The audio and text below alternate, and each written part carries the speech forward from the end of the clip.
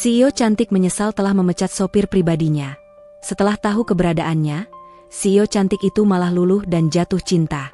Sebelum cerita dimulai, silahkan tulis di kolom komentar dari daerah mana saja teman-teman yang menonton cerita ini. Jangan lupa like dan subscribe, agar channel ini bisa semakin berkembang dan mempersembahkan cerita yang lebih menarik lagi.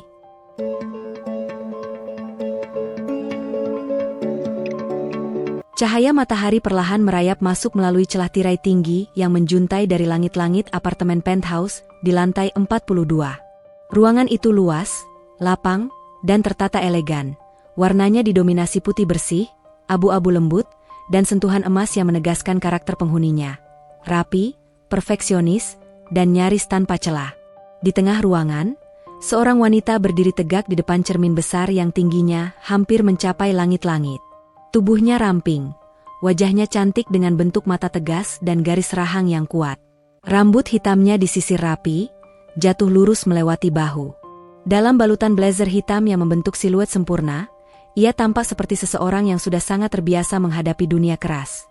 Seorang pemimpin, seorang pejuang, seseorang yang tidak pernah boleh terlihat lemah. Wanita itu, Bianca, menarik napas perlahan, lalu menghembuskannya dalam diam. Hanya ia sendiri yang tahu bahwa di balik napas panjang itu, ada beban yang jarang ia bagikan pada siapapun. Jam digital di meja samping tempat tidur menunjukkan pukul 6.12. Tepat seperti biasanya. Bianca selalu bangun pada waktu yang sama, bergerak pada ritme yang sama, mengulang rutinitas yang sama seolah hidupnya telah diprogram sejak lama untuk tidak boleh melenceng sedikit pun. Ia mengambil bros kecil berbentuk garis lurus berwarna emas yang selalu ia sematkan di kerah blazer. Itu bukan sekadar aksesori. Itu lambang perusahaan raksasa yang ia pimpin, BM Corp, perusahaan multinasional yang bergerak di bidang teknologi dan distribusi logistik. Di usia 32 tahun, ia berhasil menjadi CEO termuda dalam sejarah perusahaan. Prestasi yang membuat banyak orang kagum, iri, bahkan takut padanya. Namun Bianca tidak memikirkan semua itu. Baginya pencapaian hanya pencapaian, tidak lebih. Tangga keberhasilan adalah sesuatu yang harus terus ia naiki tanpa jeda, tanpa boleh berhenti untuk sekadar menikmati pemandangan. Ia berjalan menuju dapur minimalis yang semuanya serba otomatis. Suara pintu kulkas terbuka terdengar lembut, lalu ia mengambil sebotol air mineral dingin. Ia minum beberapa teguk, menepuk pipinya perlahan sebagai bentuk penyadaran diri, lalu mengeluarkan secangkir kopi hitam dari mesin otomatis. Bau kopi memenuhi udara. Aromanya pekat, pahit, seperti rutinitas Bianca. Di meja dapur terpampang layar tablet yang menampilkan jadwal harian. Pertemuan dengan investor dari Singapura pukul 8. Supervisi tim pemasaran pukul 10.30. Tinjauan proposal proyek ekspansi pukul 13. Rapat tertutup dengan Dewan Direksi pukul 16. Dan seperti biasa, tidak ada slot kosong untuk hal-hal pribadi. Tidak pernah ada. Bianca menatap daftar itu tanpa ekspresi, seolah semuanya adalah hal wajar yang tidak perlu dipertanyakan. Baginya, hidup memang seperti itu, penuh struktur, penuh tuntutan, dan tidak pernah mengenal kata cukup. Ia mengunci apartemen dan melangkah menuju lift pribadi. Suara ding yang khas membuatnya kembali memeriksa jam tangan. Pukul 6.30 tepat waktu. Tidak lebih, tidak kurang. Ketika pintu lift menutup, pantulan wajah Bianca terlihat di dinding metalik. Sekilas, ia tampak begitu kuat dan tak tergoyahkan. Namun siapapun yang memperhatikan lebih dalam akan melihat sesuatu pada mata itu. Kosong, dingin, namun bukan karena keangkuhan. Lebih seperti seseorang yang sudah terlalu lama lelah, terlalu lama menanggung dunia, tapi tidak tahu cara meletakkannya sebentar. Sesampainya di lobi gedung apartemen, para pegawai keamanan dan pegawai lain membungkuk sopan. Bianca membalasnya dengan anggukan kecil, cukup formal, tidak berlebihan, dan tidak mengundang percakapan. Ia memang selalu menjaga jarak, bahkan dari orang-orang yang ia temui setiap hari. Di depan pintu, biasanya sudah ada satu orang yang berdiri dengan postur sigap dan wajah ramah. Namun pagi itu tidak ada siapa-siapa. Biasanya sopir pribadinya, Baskara, sudah menunggu dengan mobil hitam mengilap yang siap membawanya ke kantor. Tetapi hari itu tidak. Bianca sempat berhenti sejenak. Ada sedikit kerutan di keningnya, bukan karena bingung, melainkan karena jengkel. Dalam hidupnya yang teratur, satu hal kecil yang melenceng saja bisa mengusik perasaan, mengganggu ritme yang ia bangun dengan keras sejak kecil. Namun ia tidak mengatakan apa-apa. Ia hanya berdiri tegak sambil menahan napas, mencoba mengabaikan ketidaksempurnaan itu. Ia menatap jam tangan. Pukul 6.38. Terlambat 8 menit. Dalam dunia Bianca, 8 menit adalah hal besar. Terlalu besar untuk sebuah kesalahan kerja. Terlalu besar untuk seorang profesional. Pandangannya mulai mengeras. Tapi sebelum semuanya benar-benar pecah, mari kembali sedikit ke masa lalu, ke tempat di mana akar semua ketegasan Bianca tumbuh. Bianca kecil hidup dalam keluarga kaya raya, namun jarang merasakan arti rumah. Ayahnya seorang pemilik perusahaan besar, pria keras yang menuntut kesempurnaan dari semua anaknya, terutama Bianca, anak pertama yang dianggap pewaris dan calon pemimpin. Sejak kecil ia ditekan untuk selalu menjadi nomor satu, selalu tampil sempurna, selalu memenuhi harapan ayahnya tanpa kesalahan sedikit pun. Jika nilainya 98, ayahnya bertanya kenapa bukan 100. Jika ia menang lomba, ayahnya mengkritik ekspresi wajahnya yang dianggap tidak cukup percaya diri. Jika Bianca menangis, ayahnya hanya berkata satu kalimat yang tertanam kuat dalam kepalanya sampai dewasa. Pemimpin tidak boleh menunjukkan kelemahan. Kalimat itu menghantui Bianca sepanjang hidup. Ia tumbuh menjadi seseorang yang memaksa dirinya untuk selalu kuat, selalu benar, selalu bertanggung jawab. Tidak ada ruang untuk kesalahan. Tidak ada ruang untuk maaf. Tidak ada ruang untuk istirahat. Itulah sebabnya Bianca yang dewasa menjadi seperti sekarang. Sempurna di mata dunia, tetapi rapuh dalam sunyi. Lift berhenti, membawanya kembali ke masa kini. Bianca menarik napas pendek, menyingkirkan memori itu jauh-jauh dari pikiran. Ia tidak suka mengenang masa lalu, menurutnya itu membuang waktu. Ia berjalan menuju area drop-off dengan langkah cepat dan tegas. Para pegawai yang sedang membuka kantor di area lobi apartemen memperhatikannya. Mereka tahu, siapapun yang telat ketika bertugas untuk Bianca akan menerima teguran keras. Bahkan mungkin lebih dari sekadar teguran. Salah seorang petugas keamanan mencoba mendekati Bianca dengan tatapan ragu-ragu. "Selamat pagi, Bu Bianca. Mungkin ada yang bisa kami bantu?" Bianca menggeleng dingin. "Saya hanya menunggu sopir saya." Ia mencoba mengontrol nada suaranya agar tetap netral, namun jelas ada ketegangan. Dalam 10 tahun karir profesionalnya, Bianca sudah terlalu sering melihat orang-orang menjadikan kesalahan sebagai sesuatu yang wajar. Ia membenci itu. Ia percaya bahwa profesionalisme adalah soal disiplin. Dan seseorang yang tidak disiplin, baginya, tidak layak diberi kepercayaan. Pukul 6.41. 3 menit lagi lewat. Bianca menggerakkan jarinya di pegangan tas kecil yang ia bawa, satu-satunya gestur yang memperlihatkan ketidaksabarannya. Orang-orang di sekelilingnya mulai saling pandang. Mereka tahu Bianca bukan tipe orang yang toleran terhadap keterlambatan, meskipun sesekali mereka melihat kebaikan tersembunyi dalam caranya memperlakukan karyawan. Namun tetap saja, ketegasan Bianca selalu menjadi tembok kokoh yang sulit ditembus. Salah satu staf yang bertugas di gedung itu memberanikan diri bertanya, "Bu Bianca, apakah Anda ingin kami memanggilkan taksi atau mobil aplikasi?" Bianca kembali menggeleng. "Tidak perlu. Saya menunggu sopir saya." Di dunia Bianca, prinsip adalah segalanya. Jika ia sudah menetapkan aturan, ia tidak akan mengubahnya demi kenyamanan sesaat. Ia lebih memilih menunggu, meskipun itu membuat jadwalnya sedikit terganggu, daripada terlihat seperti seseorang yang bisa menoleransi kesalahan. Tetapi di suatu sudut hatinya, Bianca merasa ada sesuatu yang aneh. Bhaskara bukan tipe orang yang lalai. Ia selalu tiba lebih cepat dari jadwal, selalu mengantar Bianca kemanapun dengan sopan dan penuh perhatian, tanpa melewati batas profesional. Selalu begitu. Namun saat itu, Bianca menepis keraguan itu.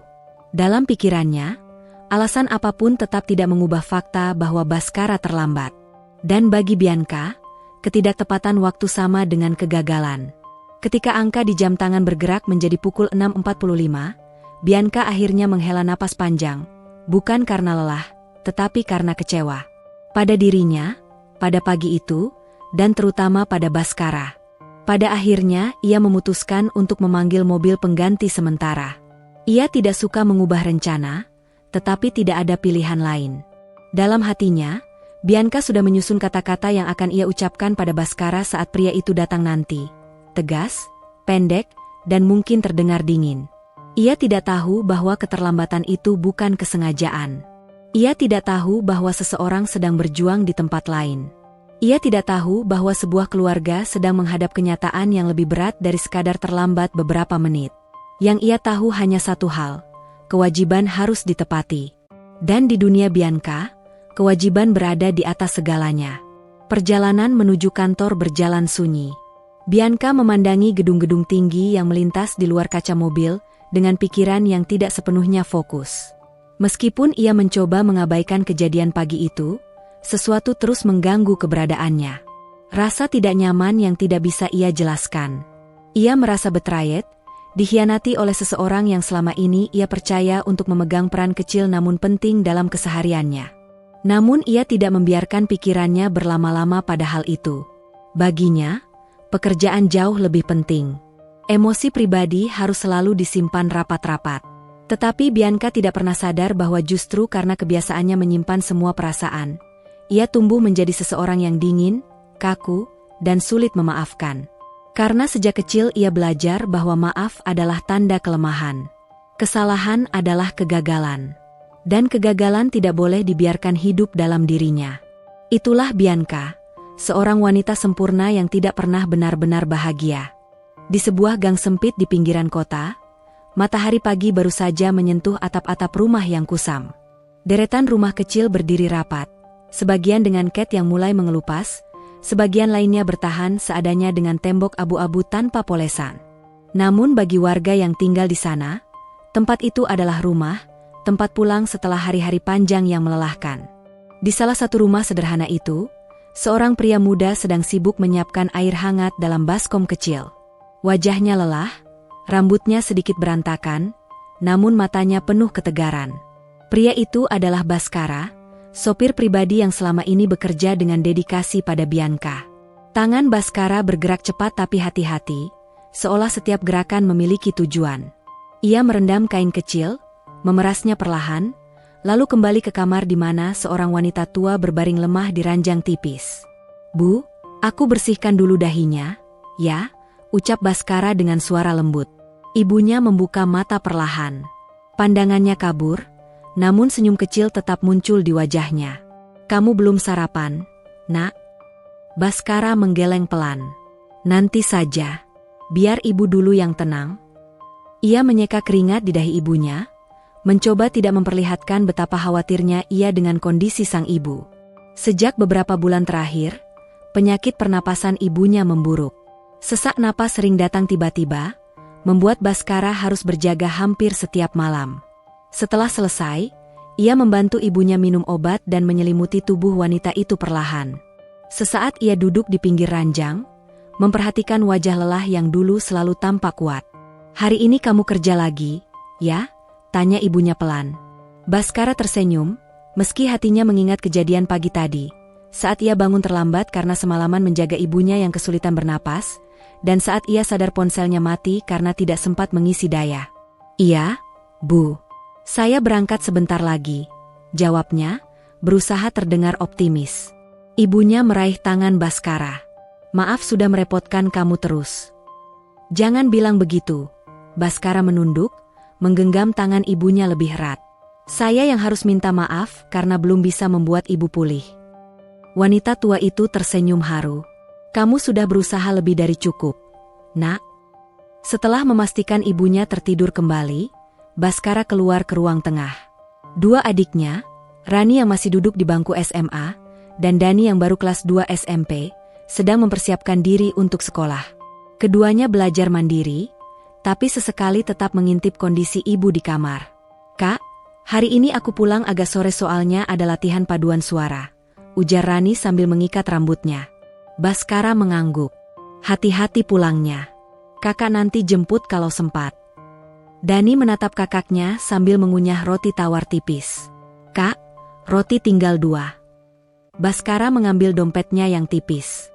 Di dalamnya tersisa beberapa lembar uang kecil yang harus ia bagi untuk ongkos kerja, keperluan rumah, dan kebutuhan obat ibu. Nanti kakak beli lagi, tapi kalian sarapan dulu, jangan sampai kosong perutnya. Adik-adiknya menurut, meskipun mereka tahu sang kakak belum makan. Mereka sudah terbiasa melihat Baskara mendahulukan mereka. Sudah, sana berangkat. Jangan telat, kata Baskara sambil tersenyum. Dani menunduk untuk memberi hormat kecil. Siap, kakak. Rani merapikan kerah bajunya.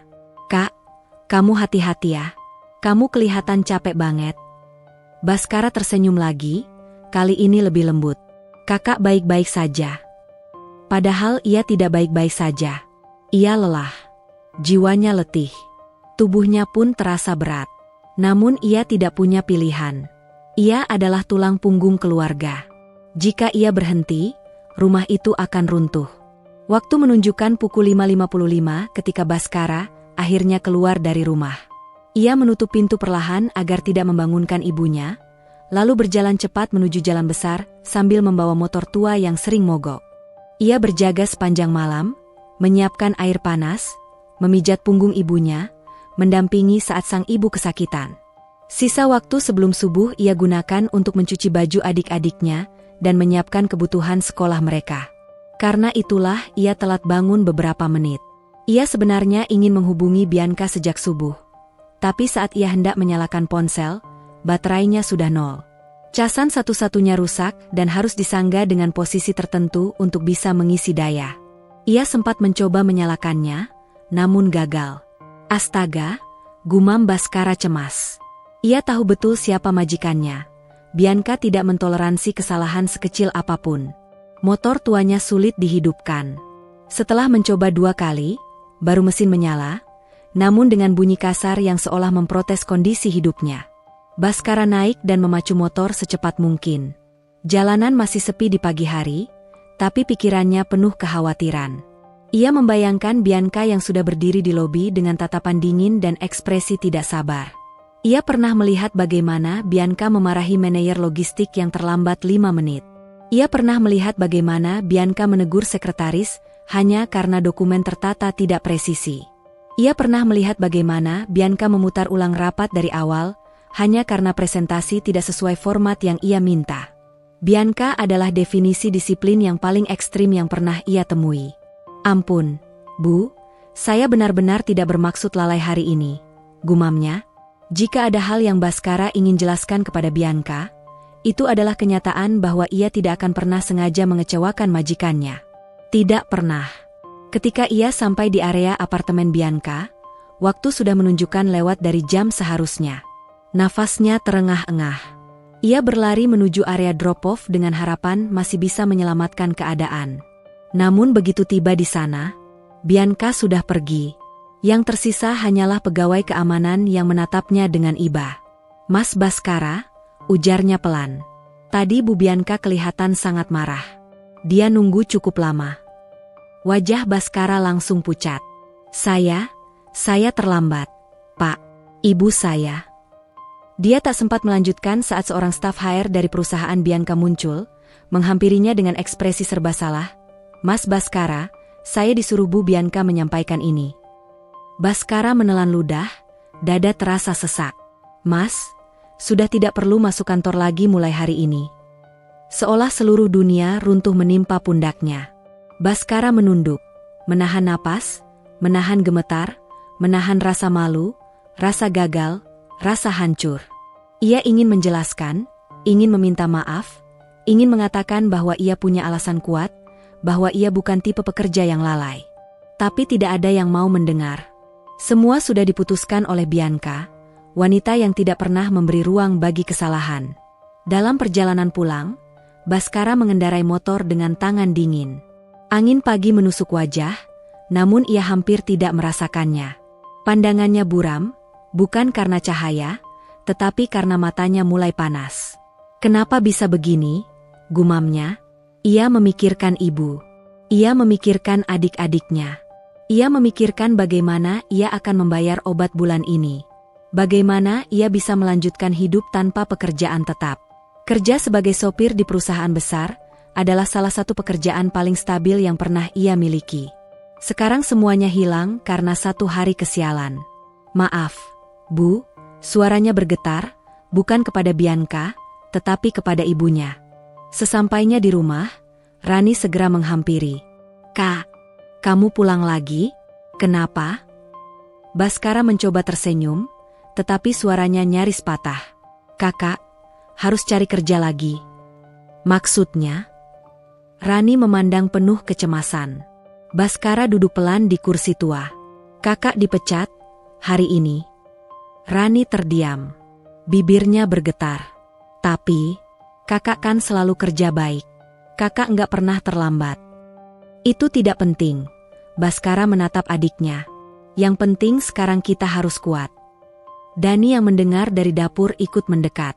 "Kak, terus kita gimana? Obat ibu?" Baskara memejamkan mata sejenak. Ia menarik napas panjang, menahan retakan di dadanya. "Kita jalanin apa yang bisa kita jalanin dulu. Kakak akan cari kerja secepatnya." Dalam hatinya, ia tahu semuanya baru akan semakin berat. Ia tidak tahu bahwa di tempat lain, seorang wanita bernama Bianca sedang memulai hari dengan kesempurnaan semu, tanpa tahu ia baru saja mematahkan hidup orang lain. Pagi itu, udara Jakarta masih lembab sisa hujan semalam. Jalanan basah memantulkan sinar matahari yang baru muncul, menciptakan pantulan cahaya yang menyilaukan kaca gedung-gedung tinggi. Bagi sebagian orang, hari itu mungkin sama seperti hari-hari biasanya. Namun bagi dua orang, Bianca dan Baskara, pagi itu diam-diam telah menyiapkan sebuah titik balik yang akan mengubah hidup mereka selamanya. Bianca berdiri di depan cermin besar di ruang walk-in closet apartemennya.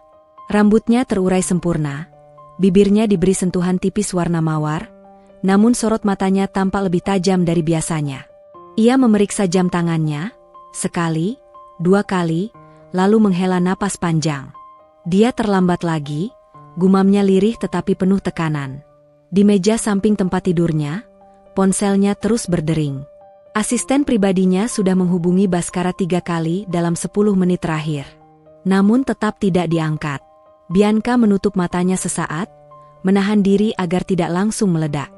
Baginya, ketepatan waktu dan kedisiplinan adalah dua hal yang tidak bisa ditawar. Itu prinsip yang ditanamkan sejak kecil, ketika ayahnya bisa memarahinya hanya karena terlambat 2 menit saat latihan piano. Kesalahan kecil berarti ketidakseriusan. Ketidakseriusan berarti kegagalan. Ia tidak ingin gagal, tidak ingin terlihat lemah.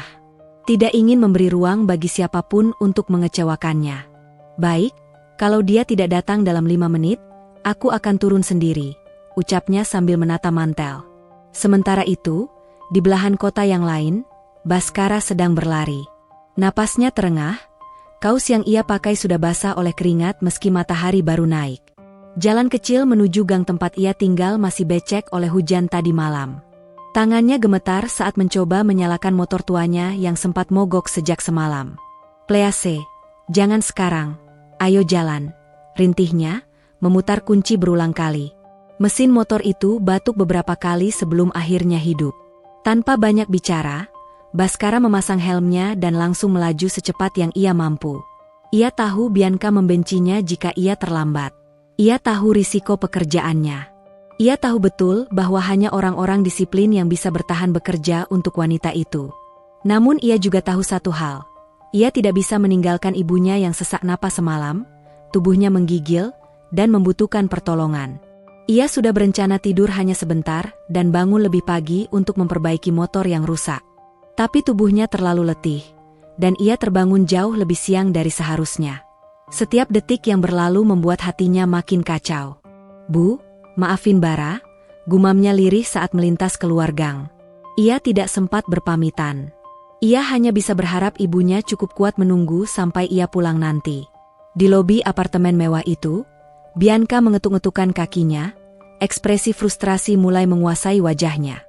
Para petugas keamanan dan resepsionis hanya bisa saling berpandangan, berusaha tidak terlihat panik. Mereka tahu, jika Bianca sudah mengerutkan kening seperti itu, badai besar sedang dalam perjalanan. Tak lama kemudian, pintu utama terbuka dan seorang pria tinggi dengan kemeja kusut berlari masuk. Nafasnya berat, Namun ia tetap berusaha menjaga sikap. Bu Bianca, saya minta maaf. Motor saya. Diam. Satu kata, tegas dan memotong udara seperti sebilah pisau. Baskara langsung terhenti. Bianca menatapnya dengan sorot mata dingin, sedingin es yang sudah terbentuk bertahun-tahun dari kebiasaan menahan segala rasa. Aku sudah menunggumu lebih dari 30 menit. Suaranya pelan, tapi penuh tekanan. Dan kamu tahu betul bahwa satu keterlambatan kecil saja bisa merusak jadwalku seharian. Bu, saya betul-betul tidak bermaksud. Tidak ada alasan yang bisa diterima. Baskara tersentak. Wajahnya menegang, tetapi ia tidak punya pilihan selain menunduk. Bianca melangkah mendekat, suaranya tetap stabil, meski ada ketegangan di sana. Ini bukan pertama kalinya, Baskara. Minggu lalu kamu terlambat 10 menit. 2 minggu lalu kamu salah rute dan membuatku terlambat meeting 15 menit. Dan sekarang, 30 menit. Baskara mengangkat wajahnya sedikit. Ibu saya sakit, Bu, semalam. Bianca langsung mengangkat tangan, menghentikannya lagi. Profesionalisme berarti mempersiapkan segala kemungkinan, katanya dingin. Jika motor rusak, kamu harus punya cadangan. Jika keluargamu sakit, kamu harus punya rencana lain. Kalimat itu menusuk. Begitu dalam, hingga Baskara hampir kehilangan kemampuan bicara sesaat. Baginya, keluarga adalah satu-satunya hal yang ia punya. Satu-satunya hal yang membuatnya terus bekerja keras. Mendengar kalimat itu rasanya seperti diremukan dari dalam. Bianca mengambil napas panjang. Aku tidak punya waktu untuk mengurus orang yang tidak bisa diandalkan. Tatapannya tajam dan mantap. Mulai hari ini, kamu dipecat. Kata-kata itu jatuh dalam satu hentakan yang membuat seluruh ruangan seolah membeku. Baskara terpaku. Tidak ada kata yang bisa ia keluarkan. Tidak ada negosiasi. Tidak ada kesempatan kedua. Ia hanya melihat wajah Bianca, wanita yang selama ini ia layani dengan penuh loyalitas, berjalan melewatinya tanpa menoleh sedikit pun. Dalam sekejap, pekerjaannya hilang. Dunianya runtuh. Di perjalanan pulang, motor tuanya kembali batuk-batuk. Udara terasa jauh lebih berat dari biasanya. Pandangannya buram ditelan kegelisahan. Ia memikirkan ibunya yang sedang sakit, adik-adiknya yang masih sekolah, dan dirinya yang kini tidak tahu bagaimana membayar kebutuhan esok hari. Sementara itu, Bianca duduk di kursi belakang mobil perusahaan yang disetir sopir cadangan. Ia menatap keluar jendela, mencoba meyakinkan diri bahwa ia baru saja melakukan hal yang tepat. Kesalahan harus diberi konsekuensi. Kecerobohan harus ditegur. Namun, entah mengapa, ada sesuatu yang bergerak pelan di dadanya. Sesuatu yang terasa seperti kosong. Ia mengabaikannya. Bagaimanapun, aturan adalah aturan. Dan pagi itu, baik ia maupun Baskara sama sekali tidak menyadari bahwa keputusan singkat itu akan menjadi awal dari perjalanan panjang yang kelak mengguncang perasaan, menguji hati, dan membawa mereka ke arah yang tidak pernah mereka bayangkan sebelumnya. Hujan turun tipis sore itu, merembes masuk ke sela-sela atap rumah Baskara yang mulai rapuh dimakan usia. Suaranya yang ritmis terdengar seperti detakan pelan yang tidak pernah berakhir. Seolah langit sedang ikut berduka bersama keluarga kecil itu. Baskara baru saja tiba di depan rumah setelah perjalanan pulang yang terasa lebih berat daripada biasanya. Motor tuanya berhenti dengan suara ngorok panjang dan kemudian mati total, seperti ikut menyerah bersamanya hari itu. Ia turun pelan, menatap pintu kayu rumahnya yang mulai mengelupas. Rasanya setiap sudut rumah itu memantulkan kenyataan pahit. Hidup mereka sedang berada di titik paling rapuh. Namun Baskara mengangkat dagu, berusaha menahan air mata yang hampir jatuh. Ia tidak boleh terlihat lemah di depan adik-adiknya. Ketika ia membuka pintu, aroma obat-obatan murahan langsung menyergap. Di ruang tamu yang kecil, terlihat dua adiknya, Nara yang masih SMA duduk dengan buku di pangkuan, dan Dilan, adiknya yang masih SMP, sedang menunduk sambil meremas ujung kaosnya sendiri. Mereka berdua menoleh bersamaan saat mendengar suara pintu. "Bang, gimana hasilnya?" Suara Nara pelan, "Hati-hati." Baskara tersenyum seadanya, meski senyum itu tidak pernah mencapai matanya. "Nggak ada lowongan yang cocok. Tapi abang akan coba lagi besok." Dilan menunduk semakin dalam. Ada sesuatu yang berkecamuk di dalamnya, kekhawatiran yang berlebihan untuk usia semuda itu. "Abang, motor kita? Tadi aku dengar suaranya pas abang dateng. Kayak udah mau mati," ucap Dilan lirih. "Biar Bara urus nanti," jawab Baskara, duduk, melepaskan helm, lalu mengusap rambut adiknya pelan. "Masih bisa dipakai kok." Padahal dalam hati ia tahu, motor itu bisa mati kapan saja. Dan kalau itu terjadi, ia bahkan tidak tahu bagaimana harus memperbaikinya. Nara menutup buku pelan, lalu bertanya dengan suara yang terdengar jauh lebih dewasa dari usianya. "Bang, obat ibu tinggal dikit. Kita harus beli lagi besok." Jantung Baskara seperti ditarik dari dalam. Ia mengalihkan pandangan, mencoba menyisipkan harapan pada senyum tipisnya. "Iya, Bang tahu." Suasana rumah terasa seperti kabut tebal yang menggantung dan enggan hilang. Hening, tapi penuh tekanan. Lalu, dari kamar yang pintunya sedikit terbuka, terdengar suara batuk berat. Seberat seseorang yang berusaha keras mempertahankan napasnya sendiri.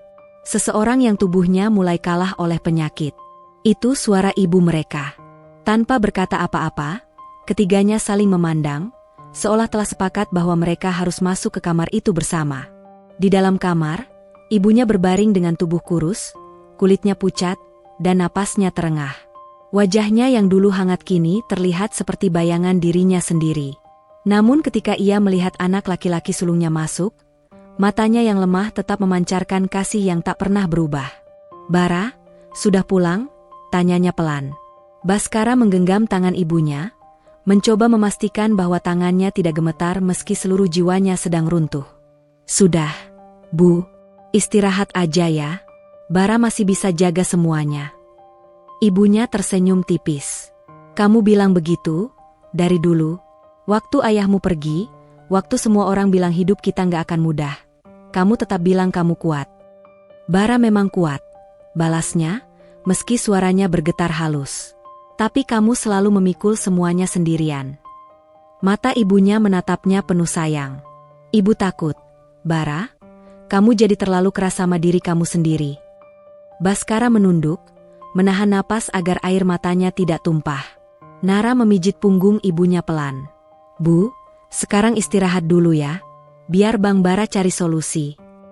Ibunya terdiam sesaat, lalu berkata dengan suara sangat pelan, "Jangan berhenti sekolah, Nar. Ibu nggak mau kalian berkorban." Nara menelan ludah, menoleh sekilas ke Baskara. Ada rahasia yang belum sempat diungkap. Nanti, setelah ibu tidur. Ibunya akhirnya menutup mata, dan batuknya mereda sedikit. Ruangan menjadi sunyi, hanya menyisakan suara hujan di luar. Setelah keluar dari kamar, Nara menarik napas panjang.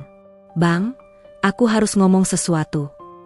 Baskara menatap adiknya yang berusia 18 tahun itu. Kepala dingin, sikap yang selalu bijak, tapi wajahnya kini penuh kegundahan. "Apa, Nar?" "Aku mau berhenti sekolah."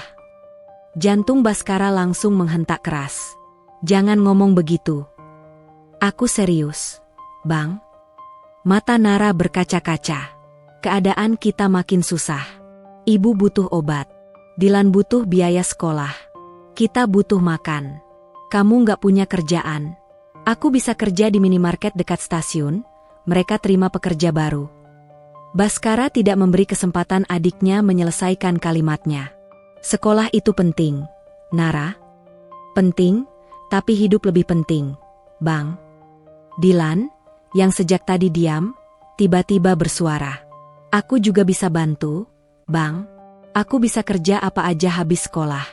Jadi kurir paket juga boleh." "Cukup." Suara Baskara membesar tanpa ia sengaja. Ia menutup wajahnya dengan tangan, menarik napas beberapa kali, berusaha menahan emosi yang bercampur antara takut, sedih, dan rasa gagal sebagai kakak. "Nara, Dilan," suaranya melembut, tetapi terdengar hancur. "Kalian dengar ya, selama Bara masih bisa berdiri, kalian gak akan berhenti sekolah. Bara bakal cari kerja apapun, gak peduli seberapa susah." Nara menatapnya dalam-dalam. "Tapi Bang, percaya sama Abang." Hening panjang mengisi udara. Hening yang lahir dari cinta, tapi juga dari rasa putus asa yang berusaha disembunyikan. Malam itu, setelah adik-adiknya tertidur dan ibunya kembali batuk pelan di kamar, Baskara duduk di teras rumah. Ia memegang selembar CV lusuh yang sudah ia gunakan selama bertahun-tahun. Setiap tulisan di dalamnya seperti mengingatkan bahwa hidupnya tidak pernah mudah. Pendidikan terakhir SMA. Pengalaman kerja hanya sebagai sopir dan pekerja serabutan. Ia pernah bangga menjadi sopir Bianca. Walaupun wanita itu keras, perfeksionis, dan nyaris tidak pernah tersenyum, pekerjaan itu membuatnya merasa berguna. Gajinya cukup untuk kebutuhan keluarga. Ia bahkan sempat bermimpi suatu hari bisa menabung untuk kuliah. Tapi sekarang mimpinya terasa seperti pasir yang jatuh dan menghilang begitu saja. Ia memegang kepalanya, menekan keningnya kuat-kuat. Sesak di dadanya semakin menjadi. Kenapa harus sekarang? Kenapa saat kondisi ibu begini? Hujan turun semakin deras seakan menjawab keluhannya. Baskara teringat wajah Bianca ketika memecatnya. Dingin, tegas. Tidak menoleh sedikit pun. Baginya, keputusan itu mungkin hanya urusan pekerjaan. Namun bagi Baskara, keputusan itu telah meruntuhkan seluruh pondasi hidupnya.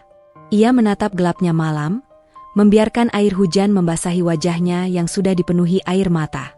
Di kejauhan, suara adiknya memanggil pelan dari dalam rumah. "Bang, hujannya deras. Masuk, Bang." Baskara mengusap wajahnya, bangkit dengan sisa tenaga. Iya, bara masuk. Dan malam itu, untuk pertama kalinya dalam hidupnya, ia merasa benar-benar kalah. Namun ia masih harus bertahan. Untuk ibunya, untuk adik-adiknya, untuk keluarga yang hanya punya dirinya sebagai penopang terakhir. Langit di atas gedung-gedung tinggi Jakarta terlihat cerah, tetapi suasana hati Bianca justru berkebalikan. Ia duduk di kursi belakang mobil perusahaan yang kini dikemudikan sopir cadangan, pria parubaya yang lebih lamban dalam merespon situasi jalan. Setiap kali mobil mengerem sedikit terlambat, atau mengambil tikungan terlalu lebar, ekspresi Bianca berubah menjadi semakin gelap. Namun bukan itu yang membuatnya tidak tenang. Ada sesuatu yang terus mengganggu pikirannya sejak hari ia memecat Baskara. Awalnya, Bianca mengabaikannya. Sebagai CEO, ia terbiasa mengambil keputusan cepat, tegas, dan tanpa keraguan. Ia tidak boleh menunjukkan penyesalan. Tidak boleh mengulang keputusan. Ia dibesarkan dengan aturan yang jelas. Kesalahan harus ditegur dengan keras, dan kecerobohan tidak boleh diberi ruang untuk kedua kali. Tetapi sejak Baskara pergi, ada ruang aneh di hatinya. Ruang yang biasanya terisi oleh kehadiran seseorang yang secara diam-diam selalu menjadi bagian dari rutinitasnya. Ia tidak pernah menyadarinya, tapi ketiadaan itu justru menonjol dan terus mengiang. Bianca menatap kaca jendela, memperhatikan bayangan dirinya. Pagi itu ia tampil seperti biasa, elegan, rapi, tatapannya tegas. Namun jauh di balik itu semua, pikirannya berulang kali kembali ke satu pertanyaan sederhana. Kenapa Baskara terlambat hari itu? Ia sempat menghibur dirinya dengan jawaban-jawaban yang ia anggap logis. Mungkin pemalas, mungkin tidak bertanggung jawab, mungkin tidak layak mendapat pekerjaannya sejak awal. Namun ada bagian kecil di hatinya yang membantah. Baskara tidak pernah tampak seperti itu. Ia ingat betul bagaimana lelaki itu selalu menunggunya setiap pagi sebelum ia turun. Selalu memeriksa jalur tercepat, selalu mengingatkan jadwalnya, bahkan selalu memayungi dirinya di hari hujan tanpa diminta. Semua dilakukan tanpa keluhan, tanpa banyak bicara, tanpa gagal. Baskara hampir tak pernah menunjukkan tanda-tanda seseorang yang tidak kompeten. Jadi mengapa hari itu berbeda? Bianca mencoba menepis pikiran itu. Ia sibuk, terlalu sibuk untuk memikirkan masa lalu, lebih-lebih masa lalu seorang sopir. Namun selama beberapa hari setelah pemecatan itu, setiap kali ia masuk ke mobil, duduk di kursi belakang, dan tidak mendengar suara khas Baskara berkata, "Selamat pagi, Bu. Kita langsung ke kantor atau ada singgah dulu?" Ada bagian dalam dirinya yang terasa kosong. Sopir cadangan membuka percakapan kecil untuk mencairkan suasana. Tetapi Bianca hanya menjawab singkat, dingin, bahkan terkadang tidak menjawab sama sekali. Di kantor, suasana tidak berbeda. Bianca dikenal sebagai CEO yang disiplin dan tajam dalam bekerja, tetapi kali ini ia terlihat lebih sensitif dari biasanya. Ketika seorang staf junior salah menginput 5 angka dalam laporan mingguan, Bianca langsung memanggilnya ke ruangannya dan menyampaikan teguran dengan nada yang begitu menusuk hingga staf itu keluar dengan mata berkaca-kaca. Tangan Bianca gemetar ketika staf itu menutup pintu. Ia mengusap wajahnya perlahan. Kenapa aku jadi seperti ini? Ia tidak marah pada staf itu. Ia marah pada dirinya sendiri. Marah karena pikirannya tidak stabil. Marah karena ia terganggu oleh hal yang mestinya tidak penting. Marah karena ia memecat seseorang tanpa memberi kesempatan untuk mendengar penjelasan yang layak. Apakah aku terlalu cepat mengambil keputusan? Pertanyaan itu membayang-bayangi setiap langkahnya. Saat ia menatap keluar jendela kantornya di lantai 39, ia melihat jalan pada di bawah dan mencoba membayangkan bagaimana Bhaskara menjalani hari-harinya setelah tidak bekerja lagi. Gambarannya muncul begitu jelas. Lelaki itu mengendarai motor tuanya, wajahnya yang kelelahan, sikapnya yang santun. Ia bukan seseorang yang sengaja lalai. Tidak mungkin. Semakin Bianca memikirkannya, semakin besar rasa penyesalan yang muncul, walau ia berusaha keras menyangkal. Pada sore hari, ketika rapat panjang telah selesai, asisten pribadinya mengetuk pintu. Bu Bianca, maaf mengganggu. Ada seseorang yang ingin melamar posisi sopir. Saya sudah terima berkasnya. Bianca mengangguk lelah. Masukkan. Seorang pria muda masuk, memperkenalkan diri, dan duduk. Bianca menatap sekilas CV-nya. Ada pengalaman sebagai sopir keluarga di beberapa rumah tangga kaya. Secara teknis, ia memenuhi syarat, bahkan mungkin lebih berpengalaman dibanding Bhaskara. Tetapi saat pria itu berbicara, menjelaskan riwayat kerjanya, menunjukkan sopan santun yang standar, entah mengapa ada sesuatu terasa berbeda. Ada keteraturan, ada kerapian, namun tidak ada ketulusan yang sama. Tidak ada mata yang menatapnya dengan penuh perhatian saat ia berbicara, tidak ada kesigapan yang ia rasakan dari Bhaskara selama ini.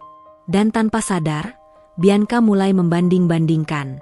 Bhaskara tidak pernah menatap berkas saat aku bicara. Dia selalu fokus mendengarkan. Dia pernah rela berdiri menunggu di bawah hujan tanpa berteduh sebelum aku keluar dari gedung. Dia selalu ingat rute pulang terbaik saat aku pulang larut malam. Bu, suara calon sopir itu memecahkan lamunannya. Bianca tersadar. Ia menghela napas pelan. Maaf, posisi sudah terisi. Pria itu terdiam sejenak, bingung. Tapi, Bu, saya... Terima kasih sudah datang. Bianca menutup berkas dengan tegas. Pria itu pamit dengan ragu. Saat pintu tertutup, Bianca bersandar pada kursinya. Ia memejamkan mata. Posisi itu sebenarnya masih kosong. Ia tidak ingin sopir baru. Ia ingin Bhaskara kembali. Malam harinya, di apartemen mewah yang biasanya menjadi tempat ia menenangkan diri, Bianca justru merasa ruangannya terasa lebih sempit dari biasanya. Lampu-lampunya terlalu terang. Ruang tamunya terlalu sunyi. Dan setiap sudut tampak mengingatkannya pada rutinitas yang selama ini ia jalani bersama seseorang yang kini telah ia pecat. Ia mencoba membaca buku, tetapi pikirannya melayang. Ia mencoba menonton televisi, tapi tidak pernah fokus. Ia bahkan memutuskan membuat teh chamomile, yang biasanya membantu menenangkan hatinya, namun rasa teh itu terasa hambar di lidahnya. Ia duduk di balkon, memandang ke langit malam Jakarta. Di bawah sana, ribuan lampu menyala. Ratusan ribu orang sedang bekerja, berjuang, atau pulang ke keluarganya masing-masing. Bianca mengusap lengan, merasa aneh, seperti dirinya sendiri sedang berada jauh dari dunia itu. Dan di saat itulah, pikirannya kembali ke satu kemungkinan. Bagaimana keadaan Bhaskara sekarang? Apakah ia sudah mendapat pekerjaan baru? Apakah ia baik-baik saja? Atau... apakah hidupnya justru semakin sulit karena pemecatan itu? Bianca memegang dadanya, merasakan sesak yang belum pernah ia rasakan sebelumnya. Ada sesuatu yang berubah di dalam dirinya. Ia tidak suka perubahan itu. Ia juga tidak bisa menghindarinya. Karena untuk pertama kalinya, Bianca harus mengakui satu hal yang tidak pernah ia bayangkan sebelumnya. Keputusannya telah melukai seseorang yang selama ini diam-diam berarti bagi hidupnya. Dan untuk pertama kalinya pula, ia merasa ingin memperbaikinya. Pagi itu, mentari muncul perlahan, menyeruak di antara gedung-gedung tinggi, Tetapi cahaya hangatnya tidak berhasil menembus kabut kecemasan yang memenuhi hari-hari Baskara. Ia berdiri di depan gerobak kecil penjual bubur ayam di pinggir jalan, bekerja sambilan membantu seorang tetangga yang baik hati. Tugasnya sederhana, menata meja, mengangkat galon, dan melayani pelanggan saat ramai. Namun bahkan pekerjaan itu tidak menghasilkan cukup uang untuk membeli obat ibunya. Tangan Baskara gemetar saat ia menuangkan kuah kaldu ke mangkuk pelanggan. Ia tidur hanya 3 jam semalam, setelah begadang memikirkan bagaimana cara menyambung hidup besok. Di bawah matanya tampak lingkaran hitam pekat, bekas dari hari-hari yang ia habiskan untuk mencari pekerjaan, menjaga ibu, dan menenangkan adik-adiknya. "Bara, kamu istirahat bentar sana," kata pemilik gerobak, Pak Sardi, pria berusia 50-an yang sering memanggil Baskara seperti anak sendiri. "Dari tadi kamu pucat begitu. Nanti kamu tumbang." Baskara memaksakan senyum. "Saya nggak apa-apa, Pak. Masih kuat." "Bohong kamu," dengus Pak Sardi, memandangnya dengan iba. "Kamu bukan cuma capek badan, capek pikiran. Itu lebih bahaya." Baskara terdiam. Kata-kata itu mengenai titik paling sensitif dalam hidupnya. Setelah istirahat sebentar, ia menyalakan ponsel tuanya. Layarnya retak, tetapi masih bisa digunakan. Ia membuka aplikasi lowongan kerja, mengetik kategori, driver, kurir, helper gudang. Semua pekerjaan yang butuh tenaga fisik ia lamar tanpa pikir panjang. Namun balasan yang masuk selalu sama. Tidak sesuai kualifikasi, sudah terisi, atau tidak ada balasan sama sekali. Ada titik di mana ia merasa ingin berhenti mencoba. Tetapi setiap kali wajah Nara dan Dilan melintas di benaknya, semangatnya kembali memaksa dirinya berdiri. Mereka butuh dia. Ia tidak boleh jatuh. Di tempat lain, di ruangan besar berkaca tinggi, Bianca berjalan bolak-balik tanpa henti. Dalam 4 hari terakhir, pikirannya tidak pernah benar-benar tenang. Ia tidak bisa fokus bekerja. Ia menolak 3 kandidat sopir baru yang sebenarnya memenuhi syarat. Ia menyelesaikan rapat, tetapi langsung lupa apa yang dibahas. Bahkan sekretarisnya sampai bertanya dengan hati-hati apakah ia sakit. Tidak ada yang sakit di tubuh Bianca. Yang sakit adalah hatinya, dan ia bahkan tidak tahu bagaimana cara mengobatinya. Ia duduk di meja kerjanya, membuka laptop, tetapi bukan dokumen kerja yang ia buka, melainkan halaman pencarian. Tangannya ragu saat mengetik, Baskara sopir pribadi alamat. Namun tidak ada hasil. Bianca menggigit bibir bawahnya. Ia merasa semakin kehilangan kendali. Ia tidak tahu kenapa dirinya begitu memikirkan seorang mantan sopir. Ia tidak mengerti kenapa ia merasa bersalah sedalam ini. Tetapi ada sesuatu yang menggerakkan hati kecilnya, sesuatu yang mengarah ke satu kesimpulan penting. Dia butuh tahu apa yang sebenarnya terjadi pada hari Baskara tidak menjemputnya. Dan semakin lama ia merenung, semakin kuat firasat bahwa Baskara tidak mungkin lalai tanpa alasan. Sore itu, Bianca meminta asisten pribadinya untuk mengecek ulang data karyawan, terutama bagian transportasi. "Coba cek catatan absensi hari terakhir Baskara," ujarnya sambil menyilangkan tangan dan berdiri di depan jendela. Asistennya, Rena, membalik beberapa berkas digital. "Baik, Bu. Ini, ada yang janggal." Bianca menoleh cepat. "Janggal bagaimana?" Baskara melapor ke atasan langsungnya pukul 5.45 pagi, "Bu." Ia bilang ia siap menjemput seperti biasa. Dan catatan berikutnya adalah laporan bahwa ia menghubungi kantor pukul 6.02 karena motornya mogok saat menuju rumah ibu. Bianca menegang. Dia melapor, "Iya, Bu. Bahkan ada rekaman suaranya. Tapi entah kenapa tidak pernah diteruskan ke ibu." Detak jantung Bianca berhenti sejenak. Rekaman suara. Ada bukti. Putar. Rena menekan play. Suara serak dan panik Baskara terdengar. "Pak, motor saya mogok. Saya dorong dari stasiun, tapi butuh waktu. Tolong sampaikan ke Bu Bianca, saya tetap akan berusaha sampai sana." Suara itu pecah oleh napas tersengal-sengal. Lalu hening. Bianca terpaku. Ada hantaman hebat di dadanya. Ia ingat jelas betapa marahnya ia waktu itu. Betapa dinginnya ia menatap Baskara. Betapa ia tidak memberi kesempatan sedikit pun untuk menjelaskan.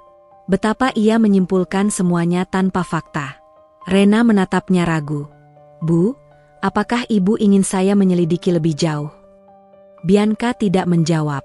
Yang ia rasakan saat itu hanya satu. Penyesalan begitu besar hingga menyesakkan tenggorokannya.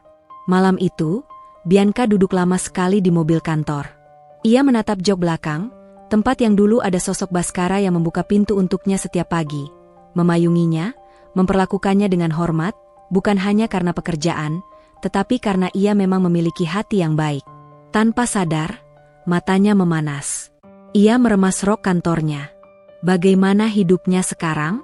Apakah dia baik-baik saja? Atau, apakah keputusanku merusak hidupnya? Pikiran itu menusuknya berkali-kali. Ia menekan nomor seseorang. Rena, aku butuh alamat tempat tinggal mantan sopirku itu. Apapun datanya, cek sampai dapat. Tapi, Bu, tolong. Nada suara Bianca retak. Pertama kalinya dalam hidup, ia memohon pada bawahannya. Rena terdiam, lalu menjawab, "Baik, Bu, saya akan cari."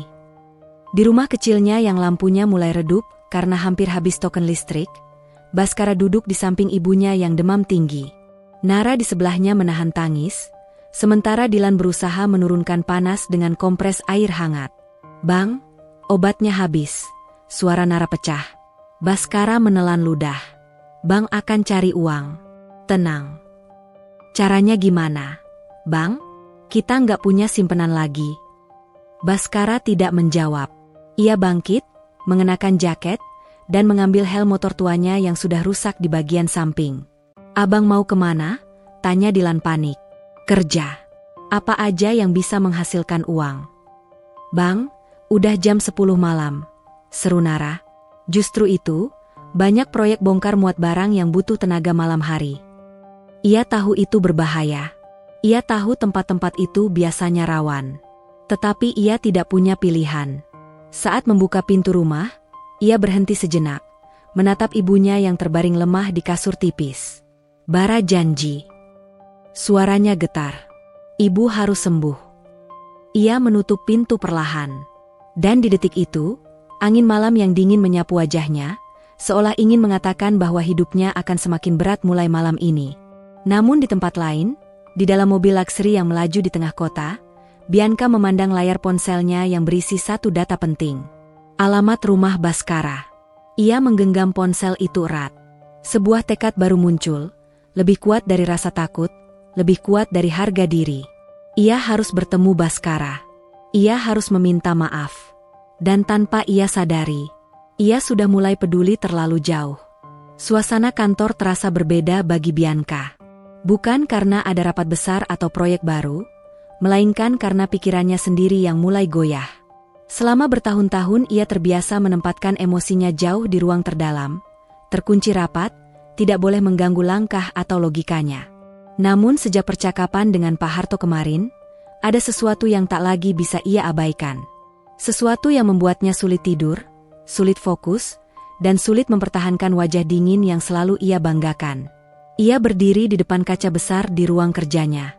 Biasanya, yang ia lihat adalah wanita kuat, blazer rapi, riasan tanpa celah, rambut tertata sempurna. Tapi kali ini ia melihat bayangan seseorang yang tampak, melelahkan. Matanya sedikit sembab, bukan karena menangis, tapi karena pikirannya terus berputar seperti pita yang tak bisa berhenti berputar. Ibunya sakit, dan Baskara tidak bilang apa-apa. Beberapa hari setelah dipecat, meninggal. Apa selama ini aku sekejam itu? Pertanyaan-pertanyaan itu terus berkecamuk. Ada dorongan halus, yang awalnya ia abaikan, lalu semakin keras. "Kau telah salah, Bianca." Ia menutup mata sejenak, mengatur napas.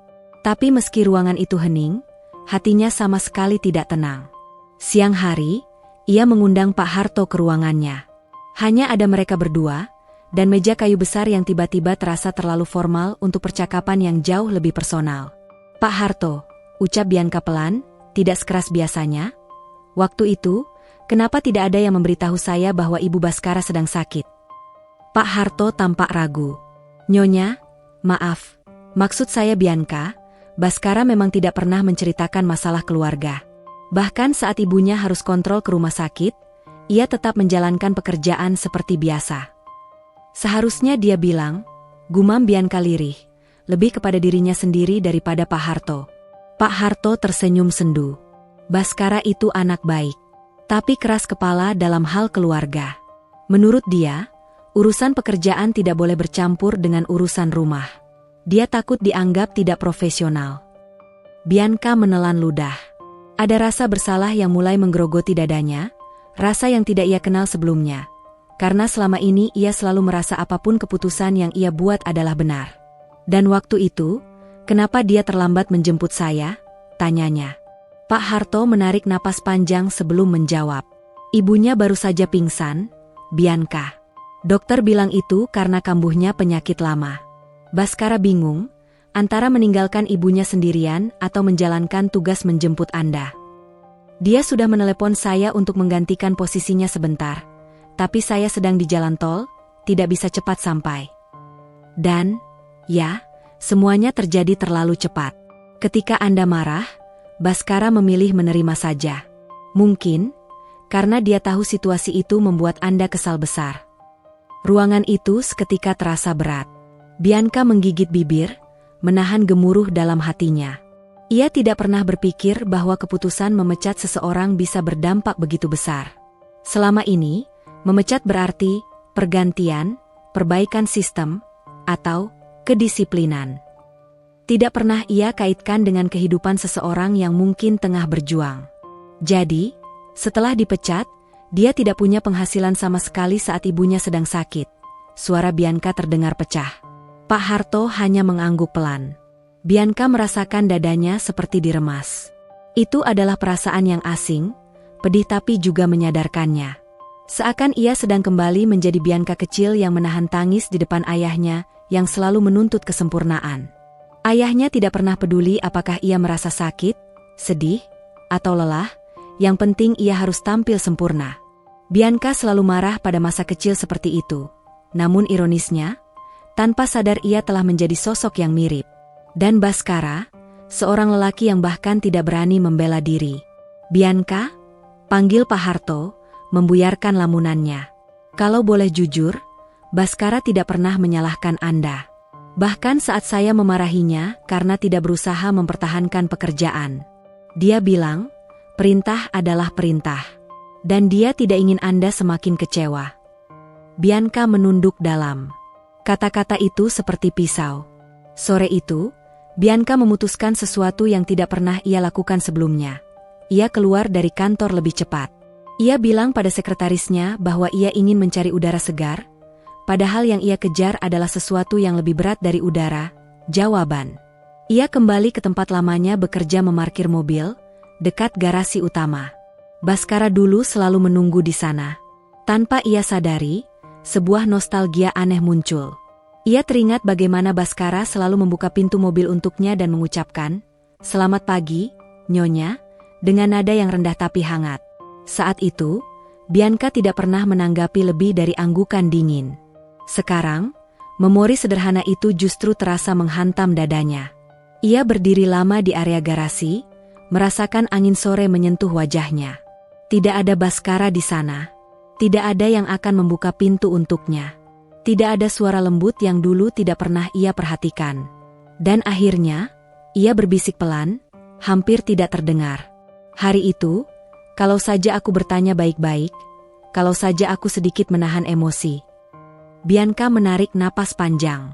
Untuk pertama kalinya dalam hidupnya, ia mengakui bahwa ia telah menghakimi seseorang tanpa memahami cerita di baliknya.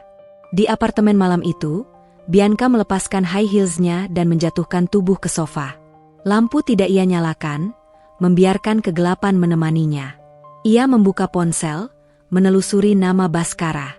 Namun tentu saja, ia sudah lama menghapus kontak itu setelah memecatnya. Ia menutup wajah dengan kedua telapak tangan. Sakit. Ya, perasaan itu sakit. Padahal bukan dia yang kehilangan ibu. Bukan dia yang kehilangan pekerjaan. Tapi Bianca merasakan semacam kegetiran aneh saat membayangkan Baskara harus mengurus adik-adiknya sendirian. di rumah kecil yang bahkan tidak ia tahu bentuknya. Ia memejamkan mata. Namun bukannya tenang, ia justru melihat kilas balik. Wajah Baskara yang terkejut saat dipecat, namun berusaha tetap tenang. Tatapan letih yang dulu ia kira kurang disiplin, padahal mungkin karena begadang merawat ibunya. Cara pria itu selalu mengemudi dengan sabar, tanpa pernah membalas perkataannya yang tajam. Selama ini Bianca tidak pernah membayangkan betapa kerasnya hidup Baskara. Sekarang, fakta itu menghantuinya. Tiba-tiba, dadanya terasa bergetar. Ada sesuatu yang mulai tumbuh dalam benaknya, sebuah keinginan untuk meminta maaf. Bukan sekadar karena ia salah, tapi karena ia ingin menebus sesuatu yang jauh lebih dalam. Dan dalam keheningan itu, sebuah kalimat muncul begitu saja, tanpa bisa ia tolak. Aku ingin bertemu dia. Tidak hanya meminta maaf. Bianca ingin melihat sendiri bagaimana keadaan Baskara sekarang. Ingin memastikan bahwa lelaki itu baik-baik saja. Namun jauh dalam hatinya yang tersembunyi, Bianca tahu kebenaran yang lebih jujur. Ia rindu.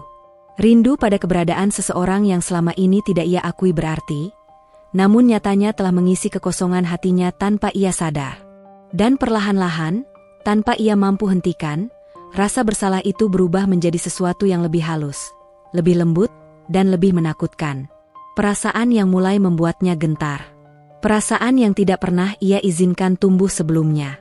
Perasaan yang namanya cinta. Namun Bianca belum menyadarinya sepenuhnya. Yang ia tahu, hanya satu hal. Ia harus menemukan Baskara, bagaimanapun caranya. Bianca bangun lebih awal dari biasanya. Bukan karena rapat, bukan karena jadwal penting, tetapi karena gelisah yang sejak beberapa hari terakhir menempeli tubuhnya seperti bayangan. Ia menatap langit-langit kamar, lalu beralih ke jendela besar yang menampilkan pemandangan kota. Biasanya pemandangan itu menenangkan. Hari ini, tidak ada yang bisa menghapus ketegangan yang menggelayut dalam pikirannya. Ia sudah membuat keputusan, dan keputusan itu mengguncang sisi dirinya yang paling dalam. Ia ingin menemukan Baskara. Namun langkah pertama saja terasa berat. Bukan karena ia tidak tahu harus kemana, tetapi karena ia tahu bahwa di ujung pencarian itu ada kenyataan yang pasti menamparnya. Lelaki itu telah melewati masa paling gelap dalam hidupnya sendirian, sementara dirinya sibuk dengan ego. Tapi Bianca bukan lagi Bianca yang dulu. Ada perubahan halus yang ia sendiri tidak bisa pahami. Seperti kulit tipis yang terkelupas dari dirinya, memperlihatkan sisi yang selama ini tertutup ambisi dan kesempurnaan. Pagi itu, ia memilih pakaian yang lebih sederhana dari biasanya. Kemeja putih bersih, celana panjang hitam, tanpa riasan berlebihan. Ia memandang dirinya di kaca, dan untuk pertama kalinya ia ingin terlihat manusiawi. Ia memulai pencariannya ke tempat pertama yang terpikir, garasi kantor. Di sana, para sopir sering berkumpul sebelum jam kerja. Ketika Bianca berjalan mendekat, beberapa sopir terkejut, menunduk gugup, atau saling pandang tak percaya. Bianca jarang sekali turun ke area itu, apalagi sendirian. "Permisi," suaranya pelan, namun tetap tegas. "Saya ingin menanyakan sesuatu." Sopir-sopir itu saling menatap, sebelum akhirnya salah satu yang tertua maju. "Ada yang bisa kami bantu, Bu Bianca?" "Saya mencari keberadaan Baskara." Suasana langsung hening. Beberapa sopir menelan ludah, sebagian mengalihkan pandang, ada yang bahkan tampak sungguh-sungguh cemas. Bianca bisa merasakan ketegangan yang timbul, hanya karena ia menyebut nama itu. Pak Harto, yang kebetulan baru datang, hampir menjatuhkan kunci mobil dari tangannya. "Ibu," ucapnya dengan suara yang berubah serius, "Anda yakin ingin mencari Baskara?" "Sangat yakin," jawab Bianca. Pak Harto menghela napas, lalu memberi isyarat agar para sopir kembali bekerja. Ia menggiring Bianca menyisih ke tempat yang lebih tenang. Di sana, ia berbicara pelan, dengan nada yang mengandung kehati-hatian. "Bianca, saya tahu Anda ingin memperbaiki keadaan. Tapi, saya rasa Anda juga harus bersiap. Kehidupan Baskara tidak mudah beberapa minggu ini. Justru itu, saya ingin tahu. Tolong bantu saya." Pak Harto menatap wajah Bianca lama, seolah mencari apakah keputusan itu hanya sesaat atau benar-benar datang dari hatinya. Setelah beberapa detik yang terasa panjang, Ia mengangguk. Saya tahu tempat tinggalnya.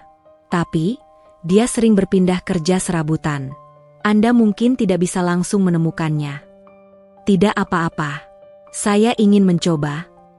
Beberapa jam kemudian, Bianca tiba di sebuah gang kecil di pinggiran kota, gang yang tidak pernah ia tempuh seumur hidupnya.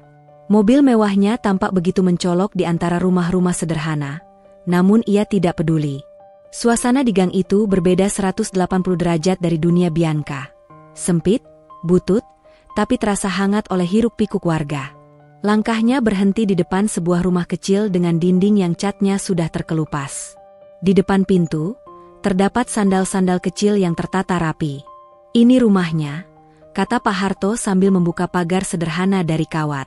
Bianca menelan ludah. Hatinya penuh campuran rasa, was-was, takut, dan harapan. Ia mengetuk pintu, perlahan. Tidak ada jawaban. Ia mengetuk lagi, sedikit lebih keras. Sebentar, terdengar suara anak laki-laki dari dalam. Pintu terbuka, menampilkan sosok anak remaja berusia sekitar 14 tahun. Ia menatap Bianca dengan heran, seolah mencoba memahami apa yang dilakukan wanita seanggun itu di rumahnya. Kak Baskaranya lagi kerja, ucapnya jujur. Ada perlu, Bu? Bianca tersenyum kecil. Entah mengapa senyum itu terasa sangat berbeda dari senyum formal yang biasa ia pakai. Aku ingin bertemu kakakmu. Boleh tahu dia bekerja di mana hari ini? Anak itu tampak ragu. Ia menatap Bianca berulang kali, lalu Pak Harto, lalu kembali ke Bianca. Dia bilang jangan merepotkan siapa-siapa. Tapi, anak itu menunduk. Kalau ibu datang untuk marahin Kak Baskara lagi, tolong jangan. Dia sudah cukup sedih. Kalimat sederhana itu menampar Bianca begitu keras. Bibirnya bergetar. Suara anak itu jujur, polos, dan menyayat. Aku tidak datang untuk memarahinya, kata Bianca, suaranya lirih. Aku datang karena aku ingin meminta maaf. Anak itu terdiam. Ia tidak menyangka sama sekali. Setelah beberapa saat, ia berkata, kalau begitu, mungkin ibu bisa cari Kak Baskara di pelabuhan kecil di ujung sana. Dia kadang bantu-bantu bongkar muatan. Pelabuhan kecil? Bongkar muatan? Bianca menatap Pak Harto. Mereka berdua sama-sama terkejut. Pekerjaan itu terlalu berat bagi seseorang yang dulu mengendarai mobil mewah setiap hari. Tapi Bianca mengangguk pada si adik. Terima kasih. Benar-benar terima kasih. Anak itu kembali masuk, tapi sempat berbisik sebelum menutup pintu, tolong bilang ke Kak Baskara, jangan kerja terlalu keras. Dia suka pura-pura kuat padahal capek. Bianca hampir kehilangan kendali emosinya saat itu. Perjalanan menuju pelabuhan kecil tidak jauh, namun rasanya sangat panjang. Udara di sana asin, bercampur aroma laut dan kayu basah. Pekerja-pekerja kasar berlalu lalang, membawa karung berisi ikan atau peti kayu. Bianca turun dari mobil, merasa seluruh dunia asing ini menghimpitnya dari segala arah. Tiba-tiba ia melihatnya. Baskara. Dengan baju sederhana, basah oleh keringat, mengangkat peti besar dari kapal kecil. Gerakannya kuat, namun tampak terpaksa. Tubuhnya jauh lebih kurus dibanding terakhir kali Bianca melihatnya. Ada lingkar gelap di bawah matanya, dan rambutnya tampak lebih panjang, sedikit berantakan. Bianca terdiam. Dunia seperti berhenti beberapa detik. Di antara keramaian pelabuhan, hanya lelaki itu yang dipandangnya. Seorang Baskara yang tidak lagi sama. Seorang Baskara yang telah melewati badai yang bahkan tidak ia ketahui. Tangannya gemetar. Dadanya panas. Ini salahku. Ketika Baskara menurunkan peti dan mengusap keringat di lehernya, ia akhirnya melihat Bianca. Wajahnya membeku. Mata itu melebar, bukan karena marah, melainkan tidak percaya. Bianca merasa jantungnya serasa merosot. Ia ingin berlari, ingin meminta maaf, ingin memeluk, ia sendiri tidak tahu. Yang jelas, ia merasa seperti seseorang yang akhirnya menemukan sesuatu yang sangat penting, tetapi bersamaan dengan itu menyadari bahwa ia mungkin terlambat. Baskara membuka mulut, namun tidak ada suara keluar. Bianca melangkah perlahan mendekat. Setiap langkah terasa seperti menembus dinding tebal rasa bersalah yang ia bawa. Akhirnya, mereka berdiri berhadapan. Hanya beberapa langkah jarak memisahkan mereka. Tapi rasanya seperti jurang yang dalam, Bianca menunduk sedikit. Bhaskara, bisiknya. Bhaskara mengerjapkan mata. Tatapannya penuh campuran keterkejutan dan luka yang belum sembuh. Bu Bianca, apa yang Anda lakukan di sini? Bianca menelan air liur, lalu mengangkat wajah dengan penuh keberanian yang terasa rapuh. Aku datang untuk meminta maaf. Kata-kata itu jatuh di udara pelabuhan yang bising, namun di telinga Bhaskara, terdengar sangat jelas. Terlalu jelas. Dan untuk pertama kalinya sejak semua tragedi itu terjadi, Bhaskara tidak tahu harus berkata apa. Ia hanya bisa menatap Bianca, wanita yang dulu memecatnya tanpa ampun, yang kini berdiri di hadapannya, dengan mata yang penuh penyesalan. Suasana pelabuhan sore itu seakan meredup ketika Bianca dan Bhaskara berdiri saling berhadapan. Bising kapal, teriakan para nelayan, suara mesin yang kasar, semuanya tiba-tiba menjadi kabur bagi keduanya. Hanya ada sorot mata yang sejak lama tidak pernah bertemu, namun kini dipenuhi emosi yang tidak mudah diurai. Bhaskara masih berdiri kaku, kedua tangannya masih menahan sisa gemetar pekerjaan berat tadi. Napasnya naik turun cepat, bukan karena lelah, melainkan karena kehadiran seseorang yang tidak pernah ia duga akan muncul, apalagi di tempat sekotor dan sesederhana ini. Bianca menatapnya dengan sorot mata yang tidak pernah ia tampilkan sebelumnya. Takut, lembut, dan sangat manusia. Bhaskara, ulang Bianca, suaranya pelan namun terasa berat seperti membawa seluruh penyesalan yang ia kumpulkan selama beberapa minggu terakhir. Laki-laki itu memalingkan wajah sesaat, seolah mencoba mengumpulkan potongan-potongan dirinya yang hancur. Ada banyak hal yang ingin ia katakan. Tentang ibunya, tentang adik-adiknya, tentang malam-malam panjang tanpa tidur, tentang perasaan kehilangan yang membuatnya nyaris menyerah. Tapi bukan Bhaskara jika ia membiarkan emosinya tumpah begitu saja. Apa yang membuat Anda datang ke sini, Bu Bianca? Tanyanya akhirnya, menjaga jarak suaranya tetap formal. Terlalu formal, bahkan untuk seseorang yang dulu setiap hari mengantarnya pulang dan pergi. Bianca merasakan hatinya mengencang mendengar panggilan itu. Jangan panggil aku begitu, ucapnya spontan. Bhaskara menatapnya bingung. Tapi, panggil aku Bianca saja. Bianca menarik napas panjang. Setidaknya untuk hari ini. Hening kembali menyelimuti keduanya, kali ini dengan rasa asing yang membuat dada sesak. Bianca melangkah selangkah lebih dekat. Bukan untuk menekan atau memaksa, melainkan untuk memperlihatkan bahwa ia datang bukan sebagai atasan, tetapi sebagai seseorang yang mengakui kesalahan. Aku menyesal, ucap Bianca lirih. Sungguh, menyesal telah memecatmu tanpa bertanya apa yang sebenarnya terjadi. Bhaskara menelan ludah. Kata menyesal terdengar tidak nyata keluar dari mulut Bianca. Wanita yang selama ini tegas, disiplin, tidak pernah goyah, dan tidak pernah memberi ruang untuk kesalahan. Wanita yang dulu memecatnya hanya karena ia terlambat 15 menit, padahal saat itu dunia Bhaskara sedang retak. Tidak perlu meminta maaf, jawab Bhaskara akhirnya, meski suaranya terdengar pecah di tepi. Saya yang salah. Saya tidak menjalankan tugas saya. Saya pantas dipecat. Bianca memejamkan mata. Dari semua kemungkinan jawaban, ia tidak siap untuk itu. Tidak, Bhaskara. Kamu tidak pantas diperlakukan seperti itu. Nadanya berubah, lebih tegas tapi penuh getaran. Aku salah. Aku terlalu cepat menarik kesimpulan. Aku tidak adil. Bhaskara menunduk. Ada sesuatu yang terasa panas di belakang matanya, tapi ia berusaha menahannya. Bianca, saya sudah terbiasa diperlakukan begitu. Saya tidak apa-apa. Kata-kata itu menghantam Bianca lebih keras dari apapun. Terbiasa? Tidak apa-apa? Tidak ada seorang manusia pun yang pantas, terbiasa, diperlakukan tidak adil. Bianca merasa tenggorokannya tercekat.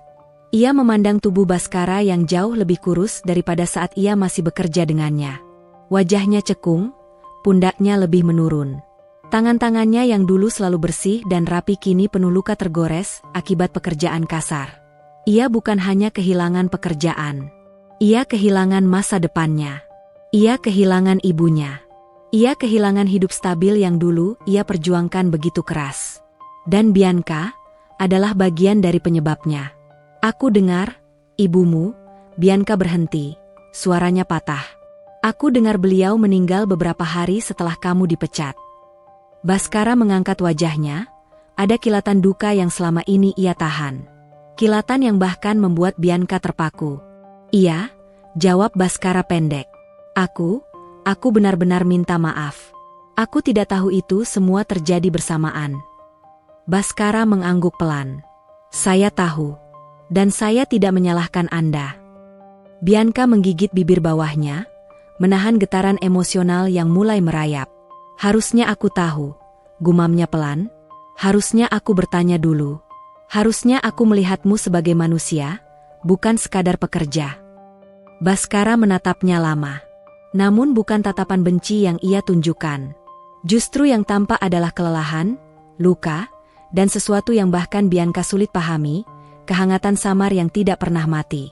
Mungkin, memang sudah jalannya begini, ucap Baskara. Tidak. Bianca menggeleng cepat. Tidak ada yang pantas menjalani semuanya sendirian. Sekilas, mata Baskara seperti akan berair. Namun ia membalikkan wajah, seakan malu memperlihatkannya. Baskara, Bianca melangkah satu langkah lagi. Aku ingin menolongmu sekarang. Aku ingin membantu adik-adikmu. Aku ingin memperbaiki apa yang... Saya tidak butuh dikasihani, Bianca. Nadanya pelan, tapi tegas. Bianca terdiam. Kalimat itu lebih menyakitkan daripada bentakan atau kemarahan. Tapi kamu butuh bantuan, balas Bianca dengan nada yang sama pelan. Dan aku ingin ada di sana untukmu. Baskara menutup mata. Air mata yang selama ini ia tahan mulai mengumpul. Suara Bianca terdengar sangat tulus. Sangat berbeda dari wanita yang dulu ia kenal. Kenapa? Sekarang? Tanyanya, suaranya pecah. Kenapa tidak saat aku masih punya ibu? Bianca hampir runtuh mendengar itu. Aku terlambat, bisiknya, nyaris tak terdengar. Aku sangat terlambat, tapi aku tetap ingin mencoba. Untuk pertama kalinya, air mata Baskara jatuh, ia menunduk, menutupi wajahnya dengan tangan. Bahunya berguncang halus. Ia bukan menangis keras, tetapi tangisan yang ia tahan selama berminggu-minggu akhirnya pecah seperti bendungan. Bianca panik seketika. Ia ingin menyentuhnya. Ia ingin menenangkannya. Ia ingin memeluknya dan mengatakan bahwa semuanya akan baik-baik saja. Namun ia tahu sentuhan terlalu cepat mungkin melukai harga diri Baskara. Jadi Bianca hanya berdiri di dekatnya, menahan diri dengan kesulitan luar biasa, sambil berkata lirih. Menangislah, aku di sini. Baskara mengusap wajahnya cepat, berusaha terlihat tegar. Maaf, saya. Kamu tidak perlu minta maaf untuk menangis, potong Bianca lembut. Tidak hari ini, tidak lagi. Baskara menatap Bianca, mata mereka bertemu, dan ada sesuatu yang berubah di sana. Rasa sakitnya, perlahan terhubung dengan rasa bersalah Bianca. Kesedihan mereka, bertemu di tengah-tengah, menciptakan sesuatu yang Bianca belum bisa namai, tapi ia bisa merasakannya jelas. Dan di dalam hati Baskara, yang remuk dan penuh luka, Bianca melihat sesuatu yang menggetarkan. Kekuatan, ketulusan, dan kebaikan yang tidak pernah ia hargai sebelumnya. Di dalam hati Bianca sendiri, sesuatu tumbuh. Perlahan, halus, namun sangat nyata. Perasaan yang selama ini ia hindari. Perasaan yang mulai menuntun hatinya tanpa ia cegah. Perasaan yang membuat langkah hidup mereka akan berubah selamanya. Senja merayap perlahan di langit kota, mewarnai gedung-gedung dengan rona keemasan yang hangat.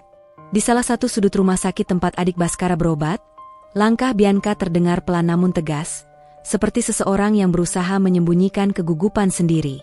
Ia tidak terbiasa berada di lingkungan seperti itu.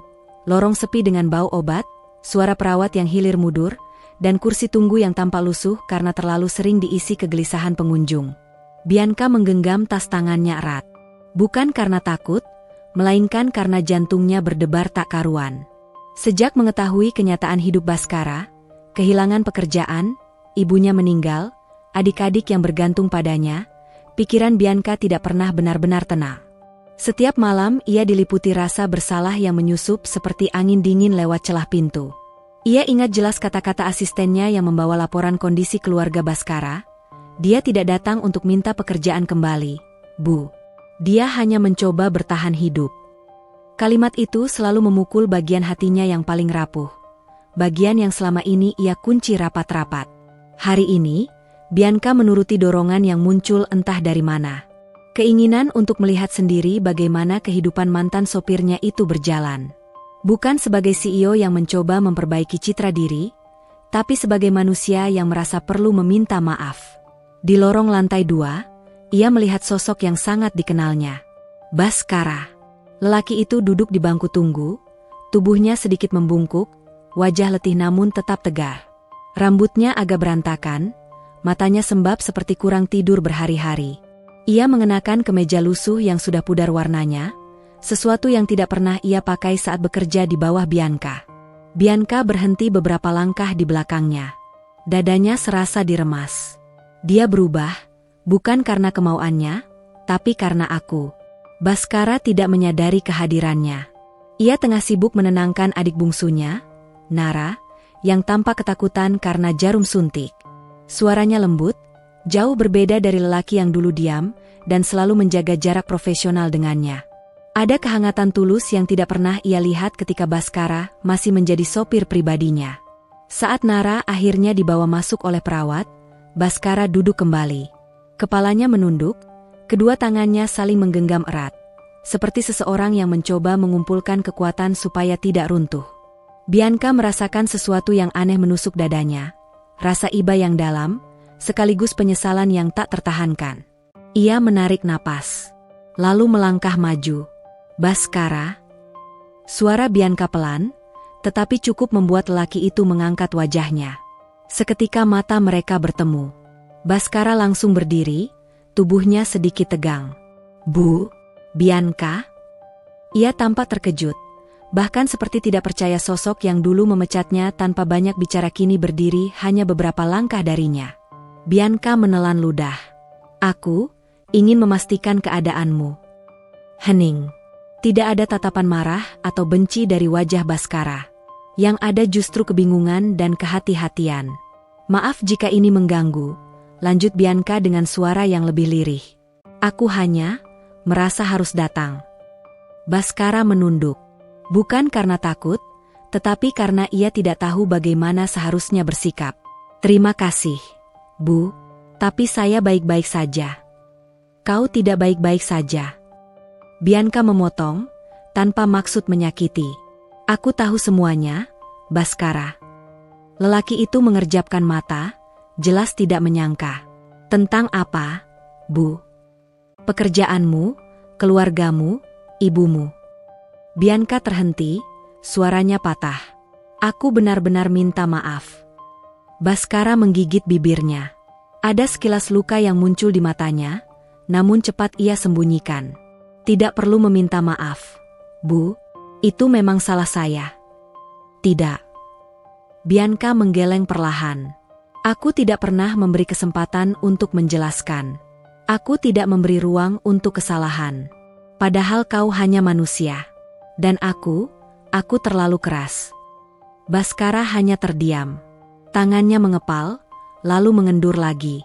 Bianca melihat betapa besar beban yang dipikul lelaki itu, dan hatinya menyesal telah menjadi salah satu penyebabnya. Aku tidak menyangka semuanya seburuk ini, ucap Bianca dengan penuh sesal. Andai saja aku tahu ibumu sakit parah. Wajah Baskara berubah lembut. Ibu saya tidak ingin menyusahkan siapapun, gumamnya, termasuk saya. Bianca menunduk sejenak. Aku tetap merasa bersalah. Keheningan kembali jatuh, namun kali ini bukan karena canggung. Ada udara penuh perasaan yang sulit dijelaskan. Apa yang bisa kulakukan untuk membantu?